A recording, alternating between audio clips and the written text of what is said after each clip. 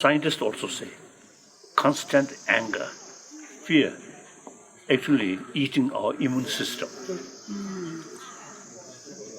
So, on the other hand, more compassionate mind, very, very helpful to keep our immune system. So, therefore, you see, the peace of mind is very important.